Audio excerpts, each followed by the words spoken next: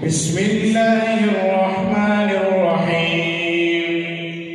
الحمد لله الذي شرفنا على سائر الأمم برسالة من اختصه من بين الأنام بجوامع الكلم وجواهر الحكم. وصلى الله على النبي وعلى آله وسلم. ما نطق اللسان بمدحه ونسخ القلم. بسم الله الرحمن الرحيم. باب قول الله عز وجل: ونضع الموازين القسط ليوم القيامة وأن أعمال بني آدم وقولهم توزن. وقال مجاهد: القسطاس العدل بالرومية. ويقال القسط مصدر المقسط وهو العادل، وأما القاسط فهو الجائر. وبه قال حدثنا أحمد بن إشهاب قال حدثنا محمد بن فضيل عن عمارة بن القعقاع عن أبي زرعة عن أبي هريرة رضي الله عنه وعنهم قال النبي صلى الله عليه وسلم: كلمتان حبيبتان إلى الرحمن خفيفتان على اللسان ثقيلتان في الميزان، سبحان الله وبحمده سبحان الله العظيم. الحمد لله وكفى، والصلاة والسلام على عباده الذين اصطفى، خصوصا على سيد الأنبياء وخاتم الأنبياء والمرسلين سيدنا محمد صلى الله عليه وسلم وعلى آله وأصحابه أجمعين ومن تبعهم بإحسان إلى يوم الدين. أما بعد، فأعوذ بالله من الشيطان الرجيم. بسم الله الرحمن الرحيم. ونضع الموازين القسط ليوم القيامة. وقال النبي صلى الله عليه وسلم: كلمتان حبيبتان إلى الرحمن خفيفتان على اللسان ثقيلتان في الميزان، سبحان الله وبحمده سبحان الله العظيم. صدق الله العظيم وصدق رسوله النبي الكريم، ونحن على ذلك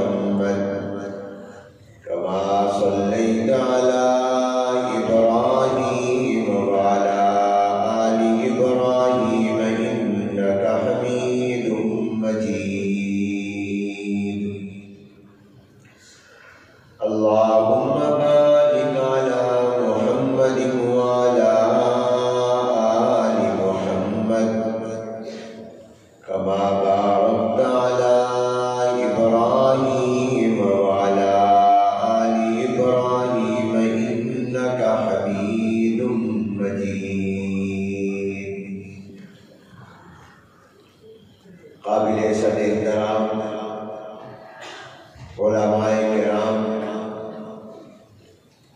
اساتذہ کرام، بزرگان محترم، طلباء عزیز، فضلاء کرام، برادران اسلام، السلام علیکم ورحمۃ اللہ وبرکاتہ۔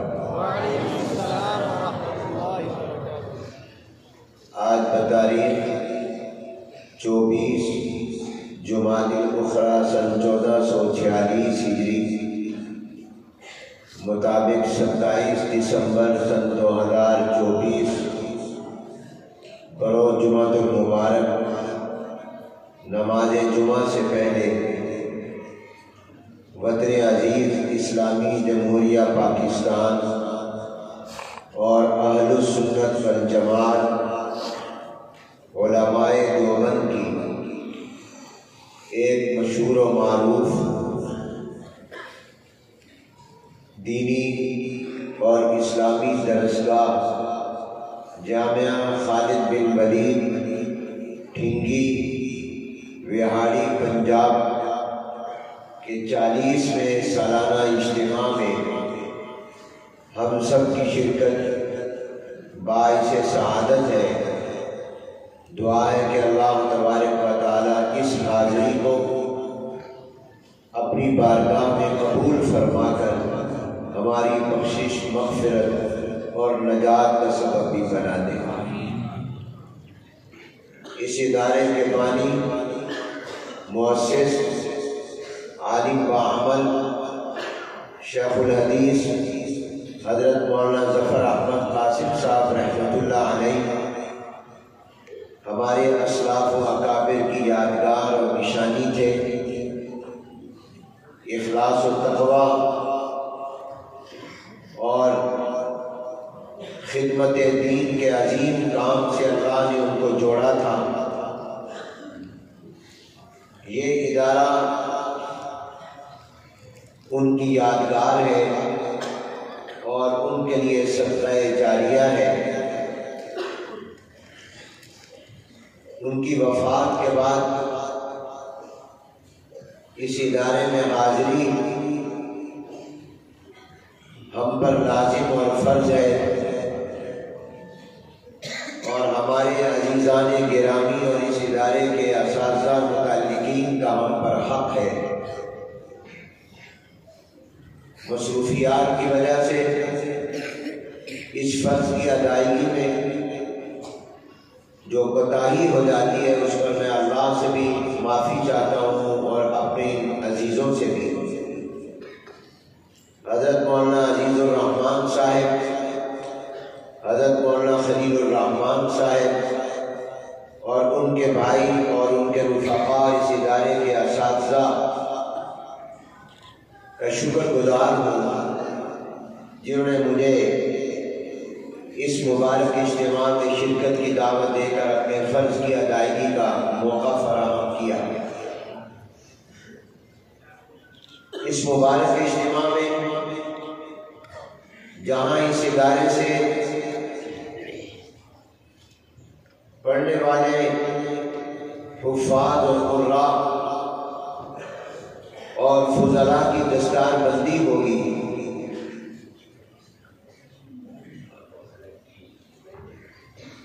وہاں انشاءاللہ قرآن کریم کے حفظ کی تکمیل جن کی ہو رہی ہے، اور جو طلباء اور طالبات، بچے اور بچیاں سیاستہ یعنی آخری سال کی تعلیم مکمل کر رہی ہیں، ان کی کتابوں کی آخری حدیث اور آخری سبق کا درس بھی ہوگا۔ تمام حفاظ، قراء اور فضلاء، حافظات، فاضلات، ان کے والدین، عزیز و اقارب اور اساتذہ اور متعلقین، معاونین مبارکباد کے مستحق ہیں۔ ہمارے عزیز طالب علم نے جس کتاب سے جناب نبی کریم حضور اکرم صلی اللہ علیہ وآلہ وسلم کی حدیث مبارک کی تلاوت کی ہے۔ اس کتاب کا نام مشہور اور معروف جو ہے وہ صحیح بخاری شریف ہے۔ اس کا پورا نام الجامع الصحیح المسند المختصر من امور رسول اللہ صلی اللہ علیہ وسلم وسننہ وایامہ ہے۔ کیونکہ اس کتاب کے لکھنے والے بخارا شہر کے رہنے والے تھے، اس لیے اس کو بخاری کہا جاتا ہے، ورنہ اس کا پورا نام الجامع الصحیح المسند المختصر من امور رسول اللہ صلی اللہ علیہ وسلم وسننہ وایامہ ہے۔ یہ عظیم الشان کتاب قرآن کریم کے بعد، کتاب اللہ کے بعد سب سے زیادہ صحیح کتاب ہے۔ جمہور علماء کا، ہر دور اور زمانے اور ہر علاقے کے علماء کا اس بات پر اتفاق ہے کہ قرآن کریم کے بعد زمین پر آسمان کے نیچے سب سے زیادہ صحیح کتاب یہ بخاری شریف ہے۔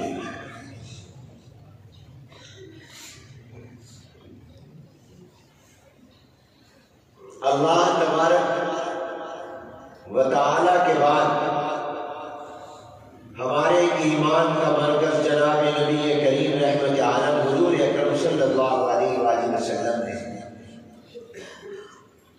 اور قرآن کے بعد کلام اللہ اور کتاب اللہ کے بعد سب سے اونچا مقام اور مرتبہ حضور اکرم صلی اللہ علیہ وآلہ وسلم کی حدیث کا ہے۔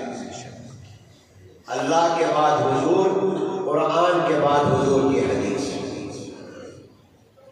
اسلام کی بنیاد، شریعت کے تمام احکام کی پہلی بنیاد قرآن کریم ہے، کتاب اللہ ہے، اللہ تعالیٰ کا کلام ہے، اور قرآن کریم کے بعد شریعت کے تمام احکام کی بنیاد اور ماخذ حضور اکرم صلی اللہ علیہ وسلم کی حدیث اور حضور کا کلام ہے۔ آسان لفظوں میں یہ سمجھ لو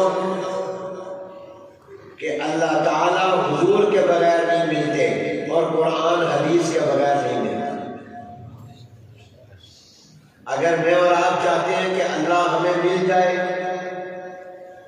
تو حضور کے دروازے پر آنا پڑے گا، اور اگر ہم یہ چاہتے ہیں کہ قرآن سمجھ میں آ جائے تو پھر حدیث رسول اللہ کے دروازے پر آنا پڑے گا، اور حضور بغیر صحابہ کے نہیں ملتے۔ اللہ تعالیٰ حضور کے بغیر نہیں ملتے۔ جس کا حضور پر ایمان نہیں اس کو اللہ بھی نہیں ملے گا۔ اللہ کو راضی کرنا ہے تو حضور کو راضی کرنا ہے، اللہ کو پانا ہے تو حضور کے دروازے پر آنا پڑے گا۔ اور اگر حضور علیہ السلام کے بارے میں چاہتے ہو کہ حضور ہم سے راضی ہو جائیں، حضور علیہ السلام ہمیں مل جائیں، تو پھر صحابہ کے دروازے پر آنا پڑے۔ صحابہ کے بغیر حضور نہیں ملتے، حضور کے بغیر اللہ تعالیٰ نہیں ملتا۔ اسی طرح یاد رکھو، قرآن کریم حدیث کے بغیر سمجھ نہیں آ سکتا، اور حدیث فقہاء کے کلام اور فقہ کے بغیر سمجھ نہیں آ سکتا۔ قرآن کو سمجھنا ہے تو حدیث کو ماننا اور سمجھنا پڑے گا، اور حضور کی حدیث کو سمجھنا ہے تو پھر فقہ کو ماننا اور سمجھنا پڑے گا۔ بخاری شریف صرف حدیث کی کتاب نہیں ہے، بلکہ بخاری شریف قرآن کریم کی تفسیر کی کتاب بھی ہے، حضور علیہ السلام کی احادیث کی تشریح کی کتاب بھی ہے، اور فقہاء کے استنباطی اور اجتہادی مسائل کی کتاب بھی ہے۔ امام بخاری فقہ کو بھی لاتے ہیں، حدیث کو بھی لاتے ہیں، قرآن کو بھی لاتے ہیں، بلکہ اگر آپ غور کریں تو قرآن کی آیت اور حضور کی حدیث بعد میں لاتے ہیں، فقہ یعنی اجتہادی مسئلہ وہ پہلے بیان کرتے ہیں۔ جو عنوان قائم کرتے ہیں وہ دین کا مسئلہ ہوتا ہے، پھر قرآن کی آیت بطور دلیل اور حضور کا فرمان بطور دلیل لاتے ہیں۔ تو قرآن کریم کا سمجھنا ہو تو حدیث کو سمجھو، حدیث سمجھنی ہو تو پھر فقہا کے کلام کو اور فقہ کو سمجھو۔ حدیث کس کو کہتے ہیں؟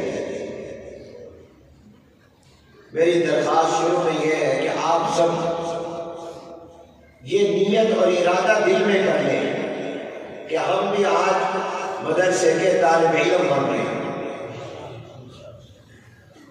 قرآن کریم کو سمجھنا ہے، حدیث کو سمجھنا ہے، تو حدیث کے طالب علم اور قرآن کے طالب علم بن کر آپ بیٹھیں گے تو آپ کا نام بھی 1400 سال سے جو مرتب فہرست ہو رہی ہے اس سنہری فہرست میں لکھا جائے گا جو قرآن کریم اور حدیث کے پڑھنے پڑھانے والوں کی فہرست ہے۔ یہ نسب نیت کر لو۔ سنن ابن ماجہ کی روایت ہے کہ قرآن کی ایک آیت کو پڑھنا، تلاوت کرنا، اس کا ثواب 100 رکعت نفل سے زیادہ ہے، اور قرآن کی ایک آیت مبارکہ کو سمجھنا یہ 1000 رکعت نفل سے زیادہ ثواب رکھتا ہے۔ آپ قرآن کی آیت بھی سمجھیں گے اور حضور کی حدیث بھی سمجھیں گے۔ حدیث کس کو کہتے ہیں؟ آپ نے اکثر سنا ہے حدیث حدیث، قرآن حدیث، قرآن حدیث، لیکن میں پوچھتے ہیں حدیث کس کو کہتے ہیں؟ حدیث کی تعریف کیا ہے؟ تو آپ سمجھ لیجیے حدیث 4 چیزوں کا نام۔ نمبر 1، سرکار دو عالم حضور اکرم صلی اللہ علیہ وآلہ وسلم کے فرمودات و ارشادات، آپ کی باتیں، آپ کے احوال۔ نمبر 2، سرکار دو عالم صلی اللہ علیہ وآلہ وسلم کے افعال یعنی کام۔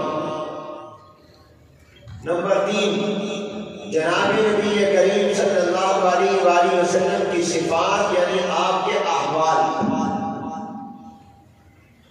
حضور اکرم صلی اللہ علیہ وسلم نے جو کچھ اپنی زبان نبوت سے فرمایا، جو آپ نے ارشاد فرمایا، وہ حدیث ہے۔ جو زبان لسان رسالت اور لسان نبوت سے جو بات نکلی وہ حضور کی بات حدیث کہلاتی ہے، وہ دین ہے، وہ شریعت ہے، کیونکہ یہ زبان مبارک وہ ہے جس سے کبھی سچ کے علاوہ کچھ نکلتا ہی نہیں۔ وما ينطق عن الهوى ان هو الا وحی یوحی کا مصداق زبان ہے۔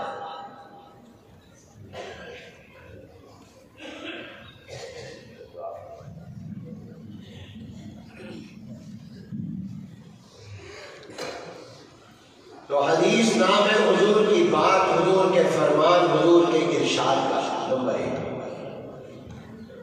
حدیث۔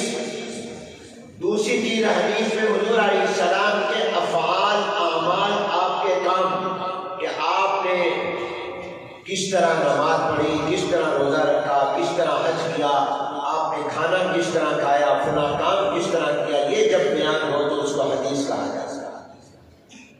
احوال، صفات، آپ کا چہرہ انور کیسا تھا، آنکھیں کیسی تھی، آپ کے بال مبارک کیسے تھے، اور آپ کے احوال اور صفات کیا تھی، اس کو نام بھی حدیث ہے۔ اور چوتھی چیز تقریر۔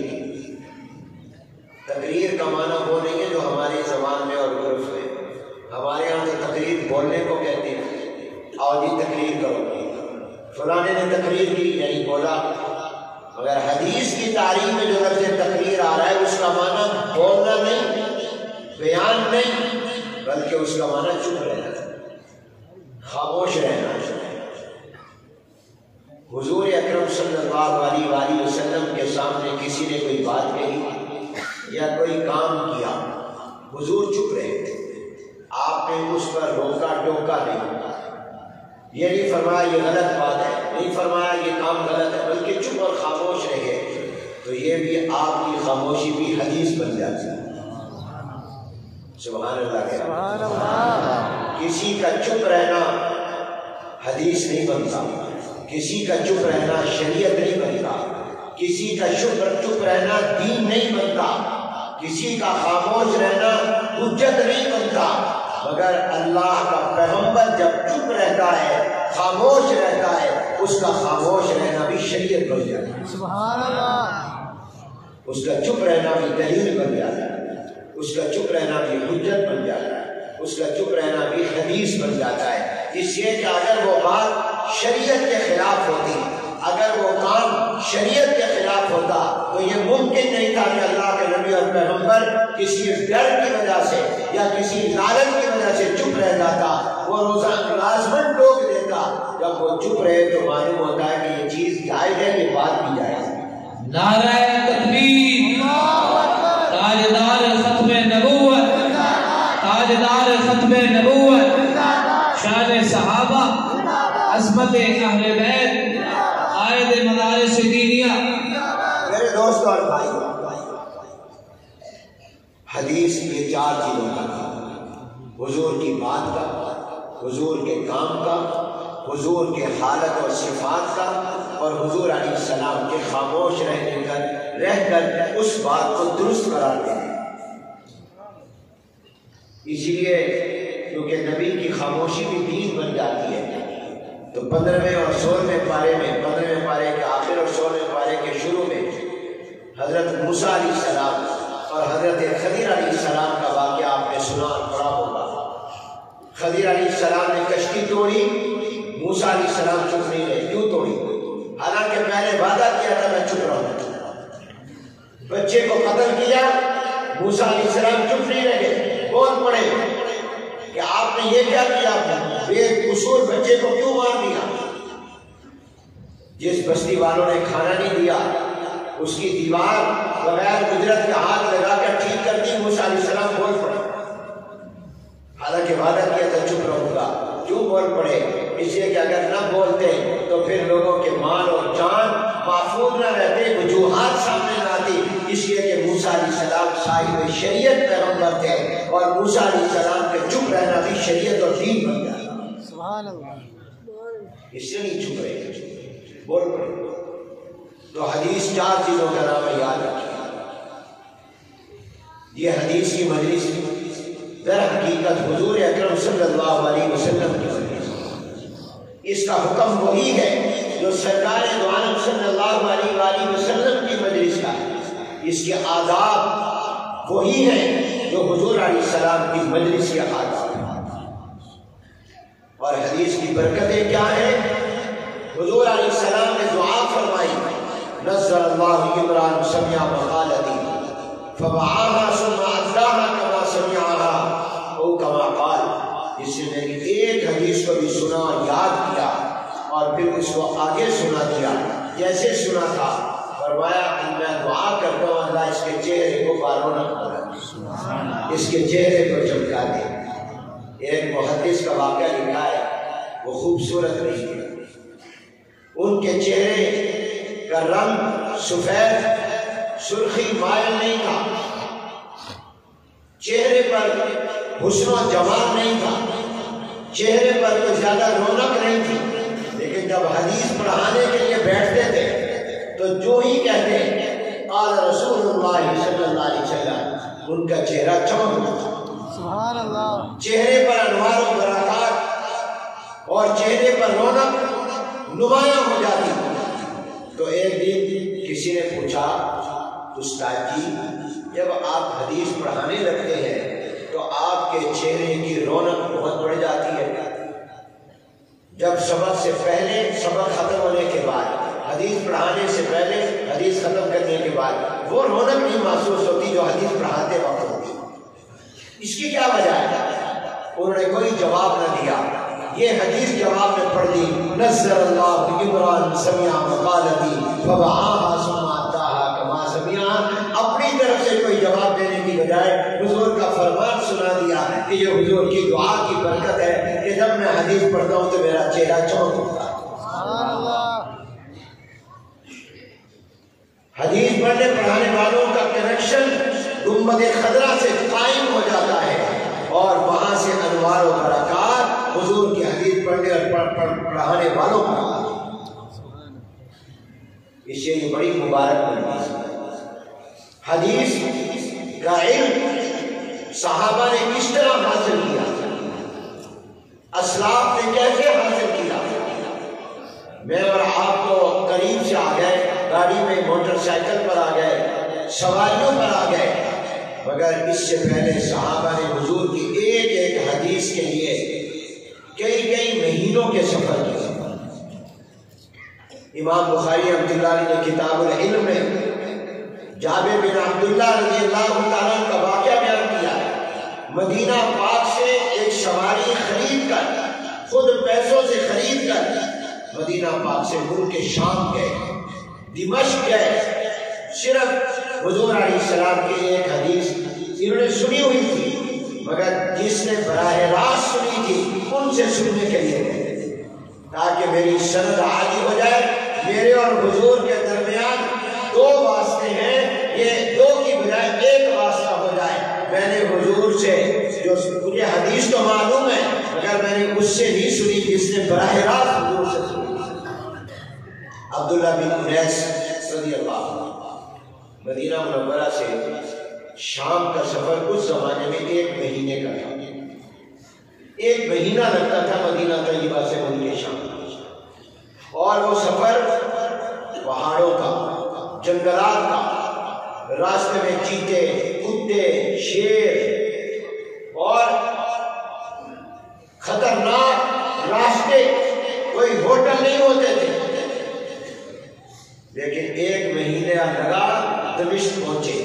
دروازہ کھٹکھٹایا، عبداللہ بن انیس رضی اللہ تعالیٰ عنہ کا خادم آیا، شاگرد آیا، آپ بتاؤ جابر بن عبداللہ آیا ہے۔ عبداللہ کے بیٹے جابر فوراً باہر آئے، کیسے آئے؟ کہا حضور علیہ السلام کی جو حدیث تمہارے پاس ہے وہ سننے کے لیے آیا، اپنے پیارے کی بات سننے آیا، مجھے میرے محبوب کی بات سنا۔ انہوں نے سنائی، کہا اچھا واپس، کہا بیٹھ جاؤ کھانا کھا لو، تھکے ہوئے اور مہینے کا سفر، کہا نہیں میرے ثواب میں کمی نہ ہو جائے، جس مقصد کے لیے آیا تھا وہ حاصل ہو گیا، واپس جانا۔ 1 مہینہ جانا، 1 مہینہ آنا، حضور کی ایک حدیث ہے۔ یہ ان مدرسوں کا شکر ادا کرو کہ ان مدرسوں کی برکت سے میرے ان فضلاء کو جو بائیں طرف ہیں اور میرے دائیں طرف جو قرآن کے حافظ ہیں، ان کو اللہ نے گھروں کے قریب، گھروں کے پاس قرآن کی دولت بھی دے دی اور حدیث کی دولت بھی ادا کی، اور آپ لوگ قریب سے آئے، کوئی مہینہ نہیں، کوئی مشقت نہیں، یہ 2 مہینے کا سفر کیا ایک حدیث۔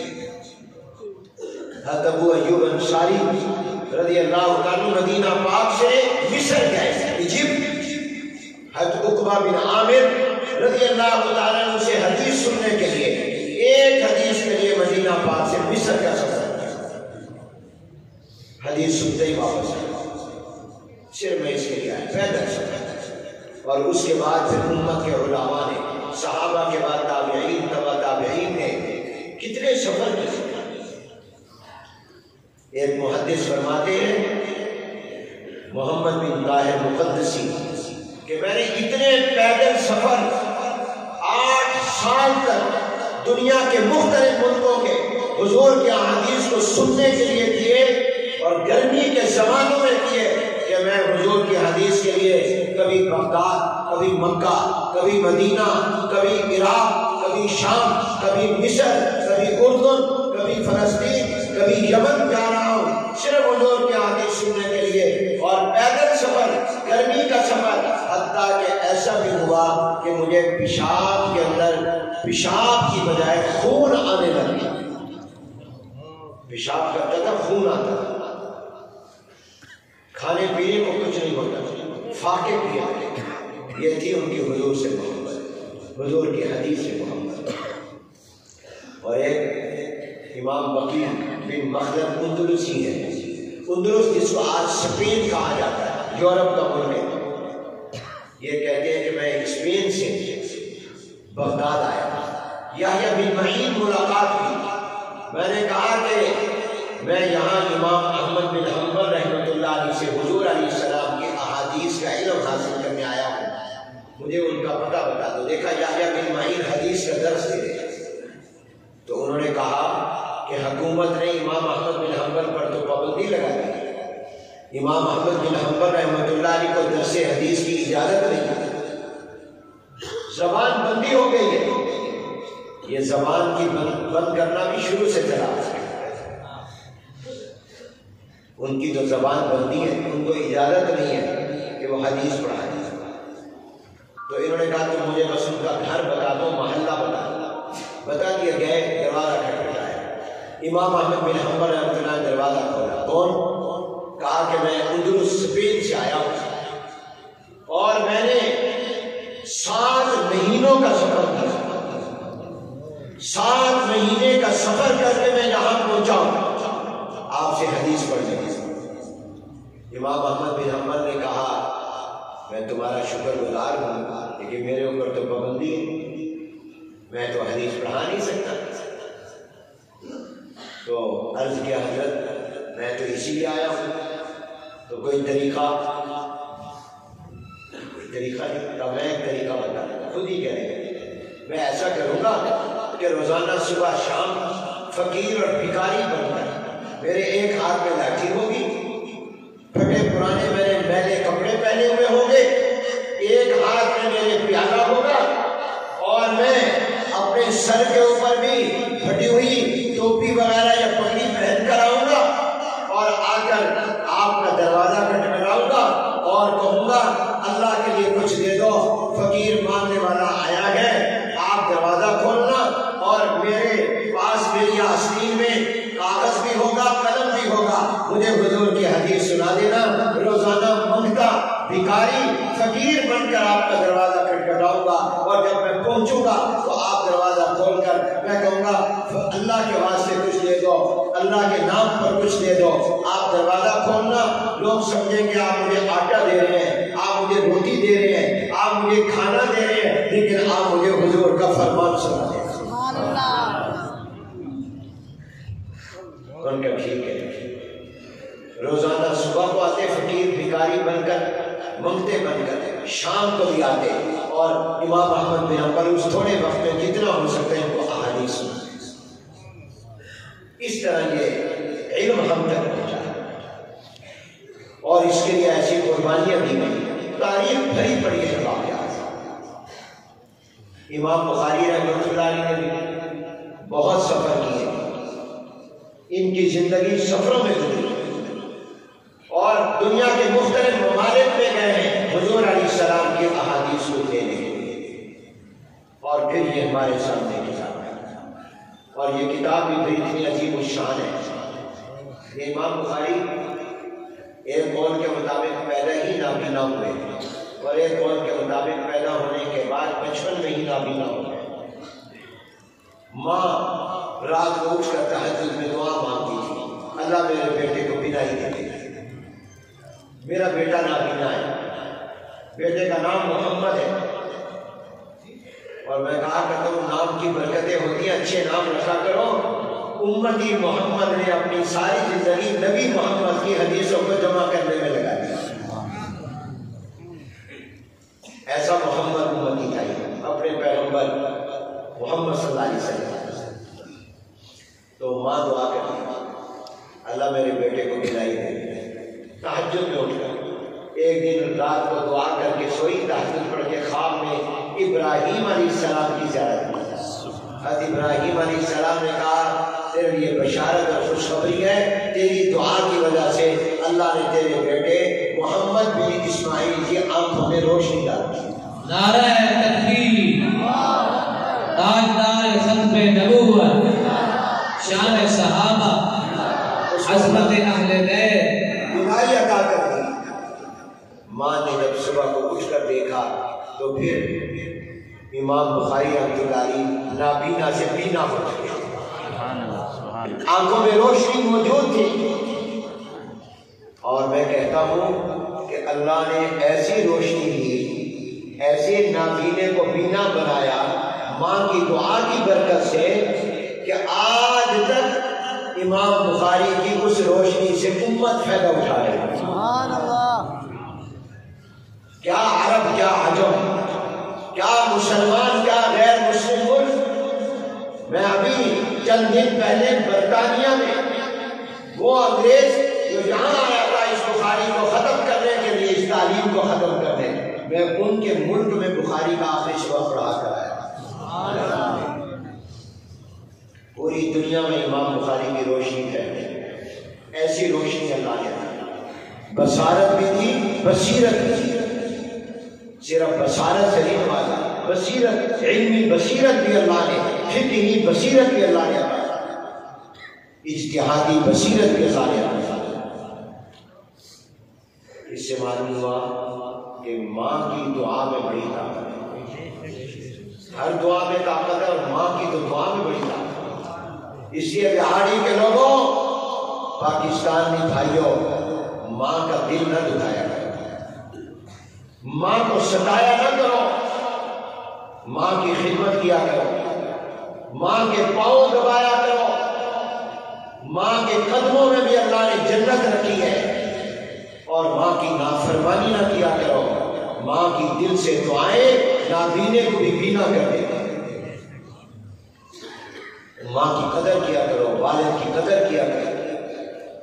جب گھر جاؤ سب سے پہلے ماں کو سلام کیا کرو، جب گھر سے نکلو تو ماں کو سلام کر کے دعا کر لے کر نکلا کرو، باپ کی دعا لے کر نکلا کرو، باپ کو سلام کیا کرو۔ کتنے بچے ہیں گھر میں آتے ہیں ماں باپ کو سلام تک نہیں کرتے، گھر سے جاتے ہیں ماں باپ کو سلام ہی نہیں کرتے، ماں باپ کا حال بھی نہیں پوچھتے۔ ماں باپ میری اور آپ کی جنت بھی ہے، دوزخ بھی ہے۔ ماں باپ کی قدر خدمت کرو گے جنت مل جائے گی، نافرمانی کرو گے دل دکھاؤ گے جہنم میں جانا پڑے گا۔ یہ جنت کے دروازے بھی ہیں، یہ جہنم کے دروازے ہیں۔ تو امام بخاری عبداللہ علی کو اللہ نے دلائی عطا، بصیرت بھی عطا کی، اور امام بخاری نے کئی ملکوں کے سفر کر کے حضور علیہ السلام کی احادیث کو جمع، اور اپنی اس کتاب کو لکھا کہاں ہے؟ حرمین شریف ہے۔ یہ اتنی مبارک اور مقبول کتاب ہے کہ ہر حدیث سے پہلے امام بخاری نے 2 رکعت نفل پڑھے، پہلے وضو کیا، غسل کیا، 2 رکعت نفل پڑھے، پھر استخارہ کیا کہ اللہ میری اب تک کی محنت کے مطابق یہ آپ کے نبی کا فرمان حدیث ہے، اب تو میرے دل میں ڈال دے کہ میری تحقیق صحیح ہے یا نہیں، یہ تیرے نبی کی حدیث ہے یا نہیں۔ جب دل میں اللہ نے ڈالا تو پھر لکھا، اور 1 2 4 دن میں نہیں، 1 2 سال میں نہیں، 16 سال۔ جب بھی میں طلباء سے کہتا ہوں کہ میں وفاق المدارس سے درخواست کر رہا ہوں کہ دورے کے 1 کی بجائے 2 سال کر دو، تو میرے طالب علم مجھے کہتے ہیں استاد کی یہ کر دینا، 1 سال سے 2 سال، اگلے سال کرنا، 1 سال تک کرنا۔ یہ 2 سال پڑھنے کو تیار نہیں ہے، امام بخاری نے 16 سال لگائے اس کتاب کو۔ 1 سال میں کیسے اس کا حق ادا ہو سکتا ہے؟ کبھی نہیں حق ادا ہو سکتا۔ یہ تو آپ کو مطالعہ کرایا جاتا ہے کہ زندگی بھر اس کو پڑھتے رہنا، سمجھتے رہنا۔ 16 سال میں لکھا، 2 رکعت نفل پڑھے ہر حدیث کے لکھنے سے پہلے، اور مکہ مکرمہ میں حتیم میں جو خانہ کعبہ کا حصہ ہے وہاں بیٹھ کر یہ کتاب لکھی، اور اس کے عنوانات جو ہیں وہ حضور علیہ السلام کے روضہ مبارک اور منبر رسول اللہ کے درمیان ریاض الجنہ میں بیٹھ کر اس کے عنوانات اور افراد۔ سبحان اللہ، نعرہ تکبیر، نعرہ تکبیر، شان رسالت، شان مصطفیٰ، قائد مدارس دینیہ حضرت مولانا قاری محمد حنیف جلندری۔ میرے دوست اور بھائیوں، دینی مدارس میں وہ کتابیں اور علم پڑھائے جاتے ہیں جو پاک باز لوگوں نے کتابیں لکھی ہیں، ناپاک لوگوں نے نہیں لکھی۔ دوسرے تعلیمی اداروں کی کتابیں تو پتہ نہیں لکھنے والا پاک بھی تھا اس وقت، اس نے غسل بھی کیا ہوا تھا، اور مدرسوں کی تعلیم وہ ہے، اور اس میں وہ کتابیں اور مضامین پڑھائے جاتے ہیں جس کے لکھنے والوں نے ہر حدیث سے پہلے، لکھنے والے امام بخاری نے 2 رکعت نفل پڑھی ہے، استخارہ کیا ہے، غسل کیا ہے، پاک جگہ میں لکھی ہے، مکہ پاک میں، مدینہ پاک میں لکھی ہے،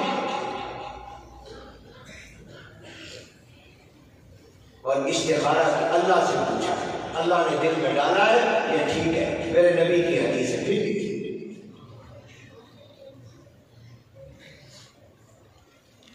اگر آپ اس میں تکرار کو نکال دیں تو بعض کہتے ہیں 4000 احادیث، تو گویا 8000 رکعتیں پڑھی ہیں امام بخاری نے اس کتاب میں۔ پھر یہ کتاب کبھی دنیا میں قبول ہوگی تو امام بخاری نے اپنی اس عظیم الشان کتاب میں تو آخری باب قائم کیا ہے، وقت مختصر ہے صرف اشاروں میں، پر یوں کہہ لو کہ آخری سبق میں جو سبق دیے ہیں وہ بتا رہا ہوں۔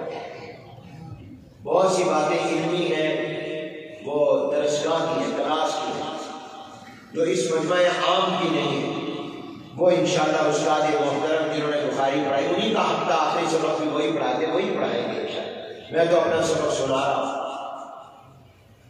تو امام بخاری نے آخری جو باب قائم کیا وہ وَنَزَعُ الْمَوَازِينَ الْقِسْطَ لِيَوْمِ الْقِيَامَةِ۔ امام بخاری کی عادت یہ ہے کہ اکثر وہ کوئی عنوان اور ٹائٹل اپنے الفاظ کی بجائے یا قرآن کی آیت بناتے ہیں یا حضور کی حدیث کو بناتے ہیں یا سلف صالحین کے کسی فرمان کو بناتے ہیں کہ جو برکت قرآن کے لفظوں میں ہے وہ میرے لفظوں میں نہیں ہے، جو حضور کے الفاظ میں برکت ہے وہ میرے لفظوں میں نہیں ہے، جو سلف صالحین بزرگوں مجھ سے پہلے جو گزرے ان کے الفاظ میں منہ سے نکلے ہوئے لفظوں میں جو برکت ہے وہ میرے لفظوں میں نہیں۔ کیا امام بخاری کا، حالانکہ خود امیر المومنین فی الحدیث ہے، رئیس المحدثین ہے، حافظ الحدیث ہے، لیکن یہاں بھی انہوں نے قرآن کی آیت کے اوپر لکھی وَنَزَعُ الْمَوَازِينَ الْقِسْطَ لِيَوْمِ الْقِيَامَةِ۔ اللہ تعالیٰ فرماتے ہیں ہم قیامت کے دن ترازو قائم کریں گے۔ ترازو کیوں ہوں گے، تکڑیاں کیوں ہوں گی؟ تاکہ تمہارے اقوال کو بھی تمہارے اعمال کو بھی تولا جائے۔ اور یہ مسئلہ امام بخاری بیان کرنا چاہتے ہیں کہ قیامت کے دن حساب کتاب ہوگا، میری اور آپ کی نیکیاں بھی تولی جائیں گی، میرے اور آپ کے گناہ بھی تولے جائیں گے۔ اگر نیکیوں کا پلڑا بھاری ہو گیا تو کامیاب اور جنت میں، اور خدا کا خواستہ گناہوں کا پلڑا بھاری ہو گیا تو ناکام اور جہنم۔ اللہ کرے ہماری نیکیوں کا پلڑا بھاری ہو جائے، آمین آمین۔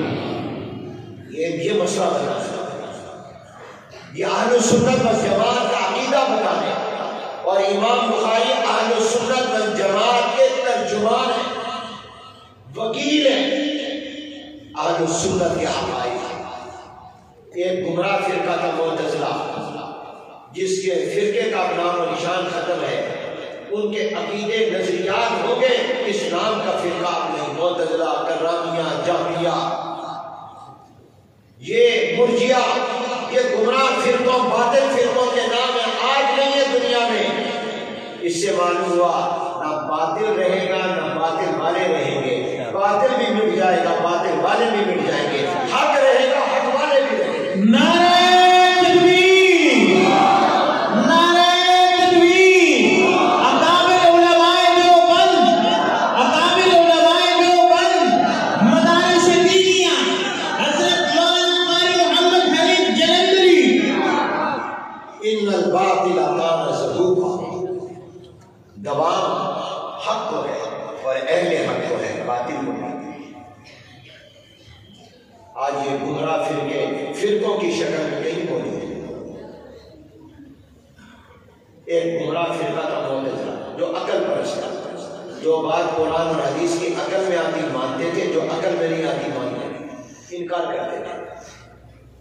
بہاری کے لوگوں، پنجاب کے بھائیوں، مسلمانوں، ہم عقل پرست نہیں ہیں، ہم خدا پرست ہیں۔ ہم کیا ہیں؟ خدا پرست۔ بہت سارے خدا پرست۔ ہم عقل پرست ہیں یا خدا پرست ہیں؟ خدا پرست۔ خدا پرست۔ ہم عقل کے پیچھے نہیں، عقل والے کے پیچھے چلتے ہیں۔ سبحان اللہ۔ عقل کے پیدا کرنے والے رب کی مانتے ہیں، عقل کی نہیں مانتے۔ عقل کی بات اگر عقل کے پیدا کرنے والے کی بات کے مطابق ہو تو ٹھیک ہے، اس کے خلاف ہو یہ عقل کا قصور ہے، پھر ہم عقل دینے والے کی مانتے ہیں، عقل کی نہیں مانتے۔ کیوں؟ ہم ایمان عقل پر لائے ہیں یا ہم ایمان عقل کے پیدا کرنے والے رب پر لائے ہیں؟ بولو، پیدا کرنے والے رب جو بول رہا ہے اللہ ان کو مکہ مدینہ دکھا دے، اللہ ان کو جنتی بنا دے۔ بولو، ہمارا ایمان عقل پر ہے یا عقل کے پیدا کرنے والے رب پر ہے؟ عقل پر ایمان لائے ہیں یا اللہ کی وحی پر ایمان لائے ہیں؟ وحی پر ایمان لائے ہیں۔ ہم عقل پر ایمان لائے ہیں یا ہم غیب پر ایمان لائے ہیں؟ شروع میں کہا الذین یؤمنون بالغیب، قرآن شروع ہی اس سے ہوتا ہے۔ ہم وحی پر، غیب کی بات، جنت ہمارے سامنے نہیں، جہنم سامنے نہیں، قبر کا اندر کا معاملہ ہمارے سامنے نہیں، آخرت کا حساب و کتاب ہمارے سامنے نہیں، اللہ نظر نہیں آ رہا، حضور سامنے نہیں، قرآن اترتے ہم نے نہیں دیکھا، ہم ایمان لائے۔ شیخ التفسیر امام الاولیاء حضرت مولانا احمد علی لاہوری رحمت اللہ علیہ فرمایا کرتے تھے، لوگ کہتے ہیں عاقل سارے پاگل کوئی، عقل مند سارے ہیں پاگل کوئی، عقل والے زیادہ ہیں بے وقوف تھوڑے ہیں۔ یہ حضرت مولانا احمد علی لاہوری فرماتے ہیں، لوگ کہتے ہیں عاقل سارے پاگل کوئی، احمد علی لاہوری کہتا ہے پاگل سارے عاقل کوئی۔ سبحان اللہ۔ احمد علی کہتا ہے پاگل زیادہ عقل مند تھوڑے ہیں۔ عقل مند وہ نہیں ہے جس نے ہوائی جہاز بنا لیا، عقل مند وہ نہیں ہے جو فضاؤں میں اڑا، عقل مند وہ نہیں ہے جو چاند تک پہنچ گیا، عقل مند وہ نہیں ہے جس نے دنیا میں ترقی کر لی۔ اصل عقل والا تو وہ ہے جس نے چاند کے پیدا کرنے والے رب کو پہچان لیا، سبحان اللہ۔ جس نے عقل دینے والے خدا کو پہچان لیا۔ جس کو اللہ کی معرفت نہیں ہوئی وہ عقل والا نہیں ہوئی۔ لوگ کہتے ہیں عاقل سارے پاگل کوئی، احمد علی لاہوری کہتا ہے پاگل سارے عاقل کوئی۔ تو امام بخاری آخری باب میں سمجھا رہے ہیں عقل پرست نہ بنو، خدا پرست بنو۔ حضرت علی رضی اللہ عنہ فرماتے ہیں لو کان الدین بالرأی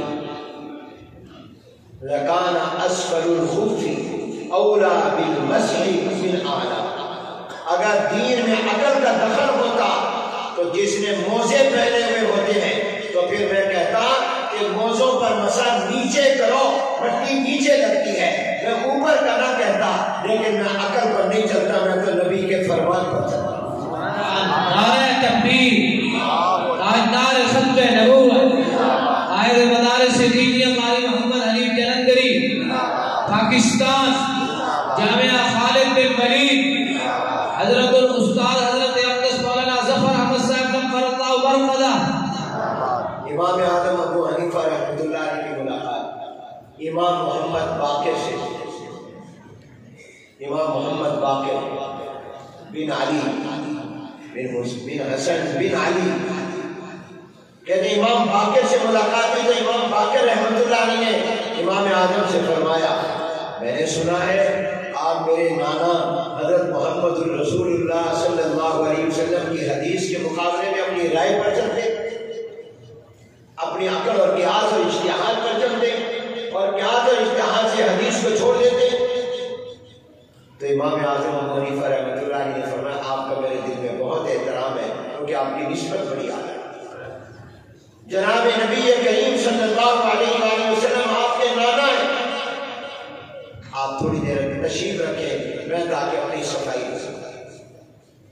وہ بیٹھ گئے تو امام صاحب نے امام محمد باقر رحمۃ اللہ علیہ سے عرض کیا کہ یہ بتائیے حضرت کہ مرد کمزور ہے یا عورت ہے؟ تو انہوں نے کہا عورت کمزور ہے، مرد میں اللہ نے طاقت زیادہ رکھی ہے، عورت میں کم ہے۔ کیوں بھائی؟ عام طور پر عورتیں کمزور ہیں مردوں کے مقابلے۔ کوئی عورت ہوتی ہے جو بڑی ڈاڑھی ہوتی ہے جو خالد کو نیچے گرا دیتی ہے کشتی میں، اکثر عورتیں طاقتور مرد کمزور۔ تو امام محمد باقر رحمۃ اللہ علیہ نے فرمایا عورت کمزور مرد طاقتور۔ تو کہا پھر اگر میں اپنی عقل سے دین بیان کرتا تو میں کہتا کہ وراثت میں عورت کا حصہ ڈبل ہوگا، پورا ہوگا، مرد کا حصہ کم ہوگا، کیونکہ جو کمزور ہے اس کا حصہ زیادہ ہونا چاہیے، لیکن اپنی عقل پر عمل نہیں کرتا، میں آپ کے نانا کے فرمان اور قرآن پر عمل کرتا ہوں، عورت کا حصہ مرد سے آدھا ہوگا۔ پھر پوچھا نماز افضل ہے یا روزہ؟ آپ سے پوچھتا ہوں نماز کا مرتبہ زیادہ ہے یا روزے کا؟ نماز کا۔ تو حضرت امام محمد باقر نے کہا نماز افضل ہے، روزے کا مرتبہ نماز کے مقابلے میں کم ہے۔ تو کہا اگر میں اپنی عقل پر چلتا تو پھر میں یہ کہتا اس عورت کو جس کو ہر مہینے کچھ ایسے دن آ جاتے ہیں جس میں وہ نماز نہیں پڑھ سکتی، جس کو آپ ماہواری کے دن کہتے ہیں، ایسے دنوں میں پھر جب وہ نماز نہیں پڑھتی اور رمضان میں آ جائے وہ دن تو روزہ بھی نہیں رکھتی، تو میں اس کو نماز کی قضا کا کہتا، روزے کی قضا کا نہ کہتا، کیونکہ نماز افضل ہے، افضل کی قضا ہونی چاہیے، روزے کو معاف کر دیتا، نماز کو افضل ہے اس کی قضا کا حکم دیتا، مگر میں نے اپنی عقل پر عمل نہیں کیا، آپ کے نانا کے فرمان پر عمل کیا کہ میں کہتا ہوں نماز کی قضا نہ کرے، روزے کی قضا۔ سبحان اللہ۔ تیسرا پوچھا پیشاب زیادہ ناپاک ہے یا منی زیادہ ناپاک ہے؟ کہ پیشاب کی ناپاکی زیادہ ہے، منی کو تو بعد میں پاک کہا ہے، جبکہ پیشاب کے ناپاک ہونے پر سب کے اتفاق ہے، کوئی اختلاف نہیں۔ بعض فقہاء ائمہ نے منی کو ناپاک نہیں کرا، پوچھا بتائیے کون سی ان دونوں چیزوں سے زیادہ ناپاک ہے؟ تو امام محمد باقر رحمۃ اللہ نے فرمایا پیشاب میں نجاست زیادہ ہے، یہ زیادہ ناپاک ہے۔ تو کہا اگر میں اپنی عقل پر چلتا تو میں کہتا پیشاب جب کرے تو غسل کرے اور منی جب نکلے تو وضو کرے، حالانکہ میں نے آپ کے پیغمبر کے نانا کے فرمان پر عمل کیا کہ میں نے کہا پیشاب کے نکلنے پر وضو کرے گا، وضو ٹوٹے گا، اور منی کے نکلنے پر غسل واجب ہے۔ تو میں نے اپنی رائے پر عمل نہیں کیا۔ تو کہتے ہیں امام محمد باقر نے کہا امام حنیفہ سے کھڑے ہوئے، تو امام محمد باقر رحمۃ اللہ نے امام حنیفہ کی پیشانی کو چھوڑا، ان کے ماتھے کو چھوڑا۔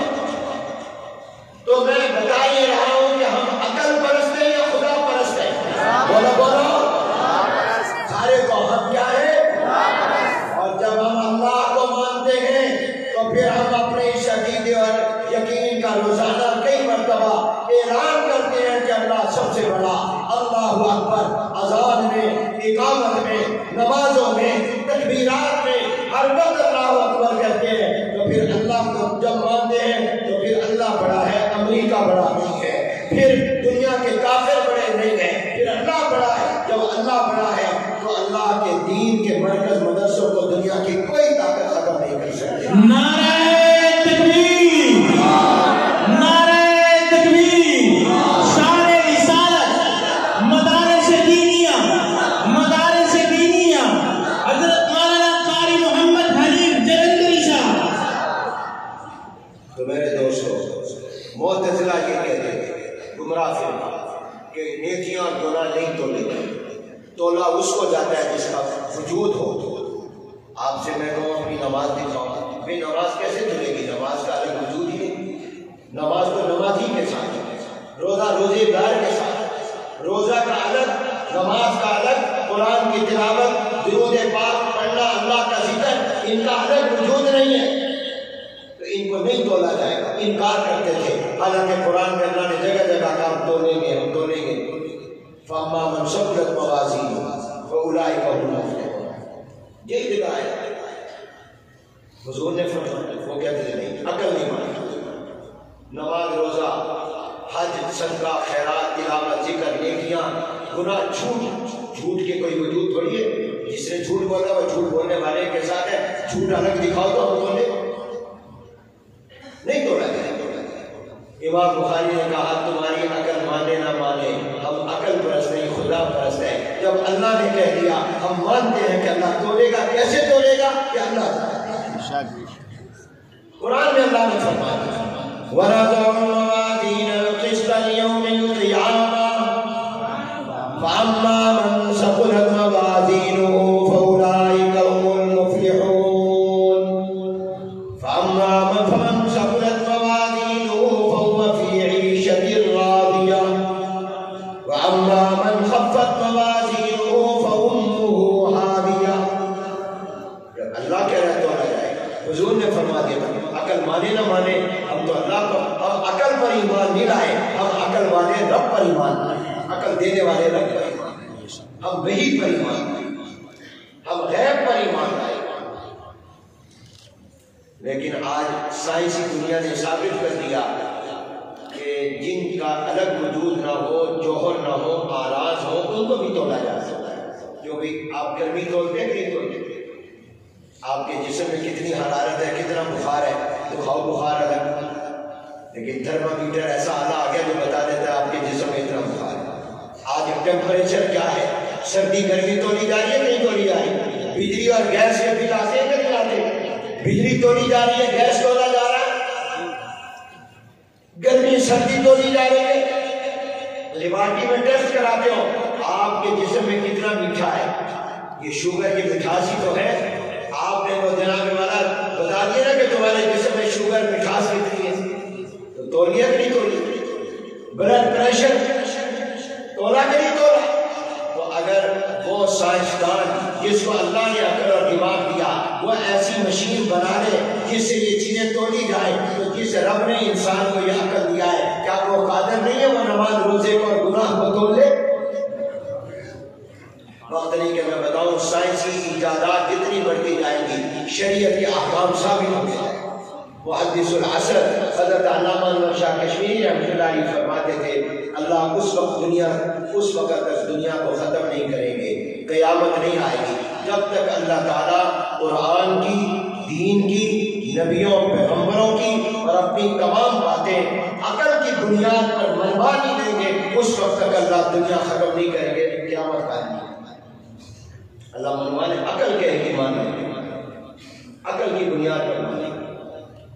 کئی لوگوں نے اس بات کا انکار کیا کہ یہ جو آتا ہے کہ انسان جب فوت ہوتا ہے نیک ہو تو اس کی روح اعلیٰ علیین میں چلی جاتی ہے، کافر منافق ہو تو صدیق میں چلی جاتی ہے، اور پھر جب قبر میں جاتا ہے تو پھر اس کو عذاب بھی ہوتا ہے، ثواب بھی ہوتا ہے، نیک آدمی کو ثواب اور گناہ گار کو عذاب۔ یہ کیسے؟ روح تو اوپر ہے، جسم یہاں ہے، اس کا کنیکشن کیسے ہوتا ہے؟ تو روح نکل گئی تو اس کو کیا پتہ چلا تکلیف کا، کیا پتہ چلا آرام کا؟ مردے کو مکہ مارو تکلیف نہیں ہوتی، زندہ کو مارو تکلیف ہوتی۔ اب روح تو اوپر ہے، اب یا نیچے گئی ہوئی ہے، اب آپس میں تو رشتہ نہیں ہے۔ جب سائنس نے یہ موبائل ٹیلی فون بنایا اس میں کوئی تار نہیں لگی، آپ کی سم میرے سم کے ساتھ، آپ کی نمبر میرے نمبر کے ساتھ میں نمبر ڈائل کرتا ہوں مل جاتی ہے۔ تو آج کا سائنسدان بغیر تار کے جب فون کی دو سم میں ملا دیتا ہے تو کیا اللہ قبر میں پڑے ہوئے جسم کے ساتھ روح کا رشتہ نہیں جوڑ سکتا؟ موبائل میں پیسے ختم ہو جاتے ہیں، فون کر کے کہتے ہیں بیٹا میرے موبائل میں پیسے ختم ہو گئے، ایزی لوڈ کرا دیں۔ وہ آپ کے پیسوں موبائل میں ایزی لوڈ کراتا ہے، میرے موبائل نمبر میں ڈالا تو آپ کے نہیں جائے گا، آپ کے ڈالا تو میرے پاس نہیں آئے گا، جس کو ڈالا اسی کو جائے گا۔ لوگ کہتے تھے ہم اپنے ماں باپ کو، رشتہ داروں، استادوں کو ایثار ثواب کرتے ہیں، قرآن پڑھ کر بخشتے ہیں، وہ قبر میں ہم یہاں خالد بن ولید بہاری میں ہمارا قرآن پڑھا ہوا قبر میں کیسے پہنچ گیا، کیسے ثواب چلا گیا؟ تو آج کا سائنسدان اگر لندن اور دبئی میں، کراچی میں بیٹھے ہوئے کو بہاری میں بیٹھ کر پیسے بھیجے اس کے موبائل میں چلے جاتے ہیں، تو کیا اللہ قادر نہیں ہے کہ تمہارے پڑھے ہوئے قرآن کو تمہارے باپ کی قبر میں پہنچا دے؟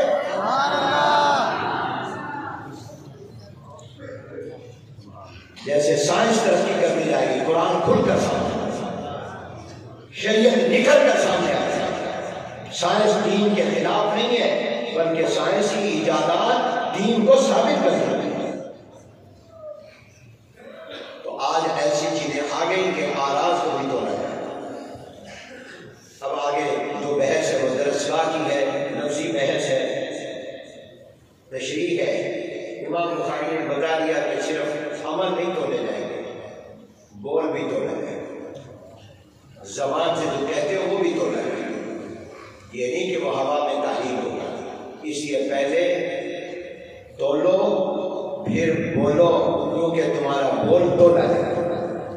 تمہیں اپنے عمل کا جواب بھی دینا ہے، اپنی باتوں کا جواب بھی دینا ہے، زبان کی حفاظت۔ اب سارے حضرات میرے ساتھ حدیث پڑھ رہے ہیں، دو زانو ہو جائیں۔